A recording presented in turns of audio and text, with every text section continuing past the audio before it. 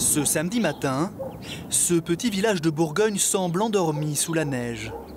Apparemment, seules les vaches sont dehors. Pourtant, dans cette ferme, il y a un va-et-vient incessant. Et ceux qui sortent ou qui rentrent ont plutôt l'air de citadins.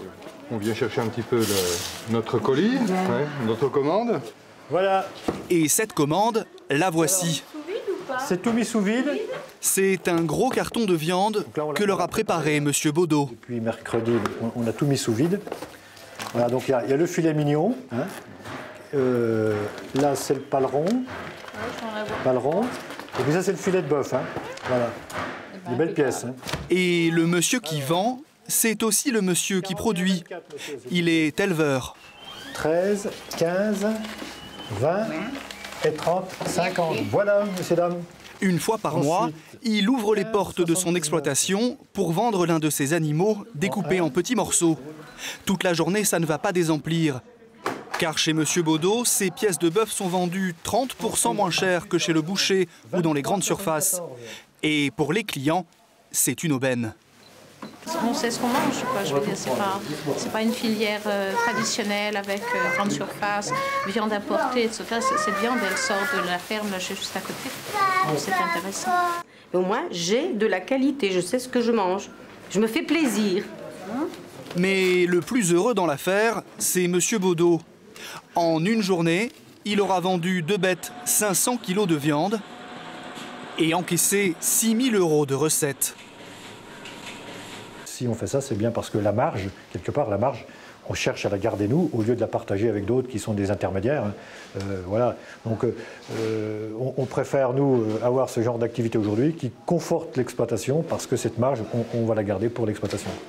Il faut que tu me prépares. Comme Monsieur Baudot, des éleveurs qui vendent leur viande en direct, il y en a désormais des milliers. Et aujourd'hui, c'est le nouveau bon plan des consommateurs qui veulent payer leur viande moins cher. Nous l'avons tous constaté, le prix de la viande a flambé. Près de 40% d'augmentation sur les 10 dernières années. Entrecôtes, faux filets, bavettes, difficile de les trouver à moins de 20 € du kilo. Pourtant, à l'autre bout de la chaîne, les éleveurs sont en colère et le font savoir. C'est parce qu'ils nous sont dus. Mon père, en 1976, vous vous rendez compte, ça fait 30 ans, vendait ses animaux le même prix qu'aujourd'hui. Pourtant, certains producteurs de bœuf ont trouvé le moyen de gagner beaucoup plus en faisant payer moins cher le consommateur. Comment ont-ils décidé de quitter le système traditionnel? Quelle viande proposent-ils? Nous avons remonté ces nouvelles filières du bœuf. Aujourd'hui, dans le bœuf, élever une bête coûte de plus en plus cher et rapporte de moins en moins. Pour le comprendre, nous sommes allés dans le nord-est de la France, dans les Ardennes. Raphaël Mineur est à la tête de cette exploitation de 200 bêtes. Des blondes d'Aquitaine, une race très demandée par les bouchers et les chefs de rayon des grandes surfaces. Mais ces animaux, avant qu'ils puissent les vendre, Raphaël va devoir les élever pendant près de 3 ans. Et pour ça, il va dépenser beaucoup d'argent. Viens, ma mère. Ces bêtes sont de véritables ventres sur pattes. Elles n'arrêtent pas de manger. Et dans les campagnes, cela fait bien longtemps qu'on ne les nourrit plus seulement à l'herbe des prairies. Pendant les 2 derniers mois avant l'abattage, pour qu'elles prennent rapidement du poids, Raphaël leur concocte un régime spécial. Du blé, du maïs, mais surtout ces petits granulés, son aliment miracle.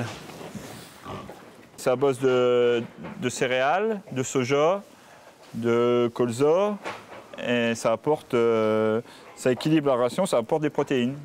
Et surtout, ça permet à la bête de prendre jusqu'à 1 kg de viande par jour. Le problème, c'est que le prix des granulés n'arrête pas de grimper. Ça, c'est une facture de granulés, les granulés que j'ai mis aux bêtes à l'engraissement. Et il y en a pour 343 € la tonne. L'année dernière, au mois de novembre, à 290 € la tonne. Donc il y a 50 € d'écart à la tonne. 20% d'augmentation en 1 an. Et toutes ces charges suivent le même mouvement. Pourtant, le prix de vente de ces bêtes, lui, n'a pas augmenté. Il est même resté incroyablement bas. Ce lundi matin, pour Raphaël, l'heure des comptes a sonné. Il doit vendre 2 de ses bêtes.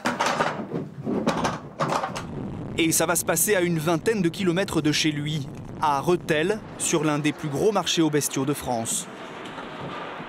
Aujourd'hui, sous la grande halle, il y a 700 bêtes à vendre. La concurrence entre éleveurs va être rude, car les acheteurs, eux, ne sont qu'une poignée. Et l'un des plus redoutés par les éleveurs, c'est cet homme à droite, Monsieur Soufflet. C'est 20 et 19 là-bas. L'homme fait un peu la pluie et le beau temps ici. Il faut dire qu'il achète à chaque marché une centaine de bêtes. Et il est dur en affaires. Celle-là, elle est pas grasse. Il n'y a pas de vrai maigre. Celle-là, elle est pas grasse. Pour négocier face à Monsieur Soufflet, il vaut mieux avoir le sens des affaires. Et ce n'est pas vraiment le cas de Raphaël. Alors, c'est cet homme, un intermédiaire payé à la commission, qui se charge de vendre les bêtes des éleveurs. Ici, c'est de prix au kilo qu'on discute. Et par habitude, c'est en francs qu'on négocie. Elles valent 20 francs. Et en général, c'est Monsieur Soufflet qui a le dernier mot. 21. Ouais, pareil. Allez, 20 francs 50. Hein? 21, Pierre. Allez, t'es condamné. Coupe ça en deux, allez, 20 francs 50. Ouais. Pour les bêtes de Raphaël, ce jour-là, ça va aller encore plus vite. Il vaut mieux celui-là, non? Hein? Je pense qu'il est meilleur. Il vaut 30 francs celui-là. Bon, Allez. Hop. la transaction était rapide. 30 francs, soit 4,55 € du kilo pour la plus belle des 2 bêtes de Raphaël. Pour l'autre, un prix beaucoup plus habituel, 21 francs, 3,20 € du kilo. Au final, le bénéfice de l'éleveur sera très maigre, 50 centimes par kilo, soit par bête, à peine plus de 200 €. 200 € de revenus pour 3 ans de travail. Selon l'éleveur, ce n'est pas cher payé. Quand on voit le coût de la vie qui augmente, pourquoi nous, on ne vend pas nos bêtes plus chères, quoi? C'est ça surtout. Ça, c'est ennemis, c'est dedans, c'est correspondant. C'est 2 quand même. saucisses. Et pour comprendre pourquoi les prix payés aux éleveurs n'ont pas augmenté depuis plus de 10 ans, il faut suivre Pierre Soufflet. La seule partie de la bête qui intéresse l'acheteur, c'est son arrière-train. La valeur est dans le dos. Par ça, vous avez la fesse, bien sûr, la conformation. Mais les morceaux les plus nobles, c'est dans le dos qui se situe. Les morceaux les plus nobles, ce sont par exemple l'entrecôte, le faux filet, le rhum steak ou la bavette. Les pièces les plus prisées des consommateurs, celles dont les prix ont flambé dans les rayons, mais qui, en fait, ne représentent que 25% de l'animal. Tout le reste, ce sont les bas morceaux qui servent notamment à faire du bourguignon ou du pot-au-feu. Des plats traditionnels, longs à préparer et souvent boudés aujourd'hui par les ménagères. Beaucoup moins demandées, ces pièces ont vu leur prix chuter. Et au final, comme elles représentent 75% de la carcasse, elles font baisser la valeur de la bête. Alors, pour gagner enfin de l'argent sur leur bétail, certains éleveurs ont décidé de mener une petite révolution. Sortir du circuit traditionnel et vendre eux-mêmes toutes leurs bêtes. Pour trouver l'un de ces nouveaux aventuriers de la viande, il faut se rendre en Bourgogne. À Saint-Julien de Civry, ce n'est pas la vigne qui fait la fierté des agriculteurs, mais ces belles bêtes blondes, les charolaises, des reines du beefsteak. Dans le coin, celui qui possède l'un des plus gros troupeaux, c'est Jean-François Gautron. Dans ses hangars, sa fortune. Ses 200 charolaises qu'il bichonne et nourrit jour après jour. Vous les nourrissez tous les combien, là? Matin et soir. Aujourd'hui, pour lui, les affaires marchent bien, mais ça n'a pas toujours été le cas. Pendant des années, il a vendu dans la filière traditionnelle. Et un jour, ses comptes ont carrément viré dans le rouge. La vente de ses bêtes ne couvrait alors même plus toutes ses charges. Moi, je dirais qu'il ne nous restait rien puisque j'étais dans une position négative il y a 3 ans. Donc je dirais qu'il ne me restait pas grand-chose. Hein. Pour ne pas mettre la clé sous la porte, Jean-François a eu une idée. Vendre lui-même aux consommateurs toutes toute la viande de ses bêtes et empocher l'argent qui va d'habitude aux intermédiaires et aux distributeurs. En grande distribution, on l'aurait vendu entre 1300 et 1400 euros, donc qui nous serait revenu. Et en vente directe, à mon avis, elle va arriver à 3100, voire éventuellement 3200 euros. Mais pour pouvoir tirer plus de 3000 euros d'une bête, il va devoir prendre à sa charge tout le travail et surtout toutes les dépenses. Alors tous les 15 jours, voici comment ça se passe. Il commence par choisir celle qui va finir dans l'assiette de ses futurs clients. C'est elle qui est désignée. Pourquoi? Parce que c'est la plus finie au jour d'aujourd'hui, quoi. Donc on choisit celle qui est la plus finie et donc après ce sera certainement celle d'à côté et ainsi de suite, quoi. Après le choix de la bête, vient l'étape la plus coûteuse, l'abattage et la découpe. Et pour ça, il a trouvé une petite usine à quelques kilomètres de sa ferme, chez Monsieur Humbert. Bonjour Didier. Ça va, Jean-François? Je viens chercher ma viande. Pas de problème, c'est tout prêt. C'est ce boucher qui fait abattre et découpe ensuite toutes les bêtes de Jean-François. C'est lui aussi qui conditionne les pièces de viande dans ses sachets longue conservation. Et sa prestation coûte une petite fortune à l'éleveur, près de 1000 euros, autant que le prix de revient d'un animal. Alors à ce tarif, Jean-François doit tout vendre. Les morceaux nobles, mais aussi les pièces le plus souvent délaissées par les consommateurs. Et pour tirer le meilleur prix de toute sa bête, il a un système très au point. Ce jour-là, Jean-François a 280 kilos de viande à écouler. Et pour trouver des acheteurs, il a ce listing. 700 noms de consommateurs qui lui ont déjà acheté de la viande et qui lui en commandent régulièrement. Allô? Oui? Oui, bonjour, c'est Jean-François Gautron, là. Je vous appelle, donc là, on a toute la commande, on a tout réceptionné la viande. L'éleveur a des clients dans toute la France grâce à une vitrine que tout le monde peut voir.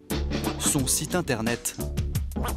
Des photos de l'exploitation, des infos sur son histoire familiale, mais surtout, des prix incroyables. Jean-François propose le kilo de viande à un peu plus de 10 euros, 2 fois moins cher que dans les supermarchés. Disons que ce n'est pas la clientèle haut de gamme qui m'intéresse, c'est la clientèle familiale qui a une famille à nourrir et qui ne peut pas manger de viande parce que leur budget ne leur permet pas. Mais pour offrir des côtes de bœuf ou des tournes d'eau à ces prix-là, vous allez voir que Jean-François ne va pas vraiment donner le choix des morceaux et des quantités à ses clients. Ce jour-là, Jean-François et sa femme Denise se sont levés à 3 h du matin. Et pas le temps de chômer, ils ont 16 clients à livrer. Et certains à plus de 300 km de leur ferme. Comme dans cette petite commune de Seine-et-Marne, en banlieue parisienne. Ici, ce sont 16 kilos de bœuf qu'une famille leur a commandé. Bonjour. Bonjour. Ça a été la route? Oui. Ah bon, tu vas Karine est l'une de leurs plus fidèles clientes. Et si chaque fois, elle commande plus d'une dizaine de kilos, c'est pour bénéficier des tarifs attractifs de l'éleveur. Seine-et-Marne, c'est pas tellement joli. Là, dans tout le lot que j'ai des entrecôtes. Donc là, je paye ma viande à peu près à 12 euros le kilo. Une entrecôte, c'est pas moins de 17 euros le kilo, voire plus. Donc l'un dans l'autre, je suis gagnante. Mais pour avoir ces entrecôtes à des prix low cost, Karine doit accepter une autre exigence de l'éleveur. Dans le panier qu'elle a commandé, il y a des pièces beaucoup moins prisées. Ça, c'est du bourguignon. Ça, c'est du brisé. Encore du bourguignon. Pourquoi vous ne faites pas que des entrecôtes et des faux filets? Ah, ben ça, il faudra demander à nos grands savants de nous faire des vaches qu'avec des entrecôtes et des faux filets. Peut-être qu'ils vont y arriver un jour, je sais pas. Pour mon compte personnel, ce serait bien, parce que je gagnerais plus d'argent. Mais bon, ça existe encore pas. Grâce à Karine, Jean-François va empocher 180 euros. Et il reviendra dans un mois, quand le congélateur de sa cliente sera vide. Avec la vente directe, il gagne désormais 9000 euros de plus chaque année et peut désormais rembourser ses dettes. Mais très vite, grâce à son sens du commerce, sa petite entreprise devrait dégager des bénéfices. Si Jean-François Gautron réussit à vendre la totalité de ses bêtes, c'est loin d'être le cas pour tous ceux qui se sont lancés dans la vente directe. Alors pour éviter de se retrouver avec des morceaux sur les bras, certains ont recours à des méthodes commerciales plutôt inattendues. À l'autre bout de la France, en Vendée, ce grand bâtiment gris, c'est l'entreprise de Marcel Saïz. L'homme a la carrure d'un rugbyman. Mais sa spécialité à lui, ce n'est pas de tailler en pièces ses adversaires, mais plutôt de découper des bovins. Aujourd'hui, il est à la tête de 3 ateliers comme celui-ci. Alors ici, on conditionne les abats en portions consommateurs, c'est par 2 tranches. Alors on finit toujours par les abats parce que c'est ce qu'il y a de plus salissant. Hein. Sa spécialité, découper les bêtes pour le compte des éleveurs qui se sont lancés dans la vente directe. Et il y a 3 ans, il s'est dit que ses clients pourraient lui rapporter beaucoup plus. L'idée lui est venue en discutant avec eux. J'ai des éleveurs qui m'ont dit, nous, on sait élever un animal, on sait faire de la bonne viande, mais on n'est pas forcément des gens compétents pour vendre, pour contacter le client. On n'a pas une formation de marketing ou commercial ou autre. Et c'est là que nous est venue l'idée de dire, mais pourquoi on peut peut-être vous aider effectivement à commercialiser vos viandes. Alors, contre une commission de 20% sur leur vente, il va proposer aux éleveurs de leur trouver des clients. Et pour ça, Marcel va avoir recours à des techniques jusque-là inconnues dans le monde agricole. Une petite maison coquette dans la banlieue de Nantes. Ici, on est bien loin de l'ambiance des étables. Nous sommes chez Madame Talandot. Pour 60 € par jour, cette retraitée travaille pour Marcel. Elle est même devenue son arme commerciale la plus redoutable. Allô, monsieur Bertrand ? Bonjour monsieur, je suis Chantal de Viva Viande. Sa mission, décrocher des clients aux éleveurs de Marcel. Et pour ça, elle a une méthode bien rodée. Cibler les habitants autour des exploitations. Bonsoir madame, je suis Chantal. Je viens vers vous de la part de Francis Tirton, qui est éleveur de bovins à La Roche-sur-Yon. Vous avez peut-être entendu parler de lui? Non. Non, alors ça commence mal pour la commerciale. La cliente n'est pas très enthousiaste. Et là, il fait une vente à sa ferme le 21 et le 22 janvier prochain. Il propose de beaux petits paniers de viande de bœuf. Est-ce que je peux vous en parler, madame? Non, merci, ça ne m'intéresse pas. Ah bon, d'accord, très bien. Allez, bonsoir, madame. Au revoir, madame. Toute l'après-midi, Madame Talandot va enchaîner les coups de téléphone. Plusieurs centaines d'appels pour enfin trouver un consommateur qui semble intéressé. Est-ce qu'il y a un de ces 3 colis, monsieur, qui vous intéresserait? Je suis en train de réfléchir parce que je suis tout seul. Alors, je peux vous proposer le dernier parce qu'il est bien pour quelqu'un qui est seul. Parce que il n'est pas trop gros, il est à 10,90, donc ça vous fait un petit colis à peu près à 60 €. Et vous savez ce que vous mangez de la bonne viande. Hein. L'argument de Chantal a porté. Ouais. Alors, on y va pour le tradition, alors. Voilà, pourquoi pas, oui. D'accord. Alors, un tradition... Et des clients comme celui-ci, Chantal va devoir en trouver une quarantaine. C'est le nombre nécessaire pour que l'éleveur puisse écouler toute sa bête. Parce que c'est de la bonne viande chez nous, c'est pour ça. Un travail commercial de fourmi et des clients difficilement acquis. Alors pour Marcel, pas question que ses éleveurs lui fournissent des bêtes trop maigres ou en mauvaise santé. Il fait donc régulièrement le tour des exploitations. Alors Francis, comment tu vas? Ça va, très bien. Francis, c'est Monsieur Tirton. Et rappelez-vous, c'est l'éleveur pour qui Chantal a trouvé des clients. Ouais. Et déjà, l'homme a une nouvelle bête à proposer à Marcel. Une bête que l'éleveur veut abattre et vendre le mois prochain. Celle-ci. Là. Elle a quel âge? Quel âge? 4 ans. 4 ans au mois d'avril. Impeccable. Et quand Marcel ausculte une vache, lui, il n'y a pas que l'arrière-train qui l'intéresse. Gentil. Ce que je regarde aussi, c'est l'équilibre entre l'avant, l'arrière et l'avant.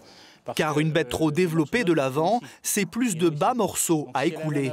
Et évidemment, ce n'est pas bon pour les affaires. Si on a trop de morceaux de troisième catégorie à bouillir, mais la plus-value, elle est moindre. Pour cette vache, pas de problème. La bête est bien proportionnée. Marcel pourra la vendre et empocher près de 600 €. Quant à M. Tirton, l'éleveur, malgré la commission de Marcel, il gagnera sur sa vache 500 € de plus que dans le circuit traditionnel. Merci. Allez, puis bonjour à tes parents. Aujourd'hui, la vente directe intéresse de plus en plus de monde. Mais pour l'instant, elle représente moins d'1% des ventes de bœuf en France.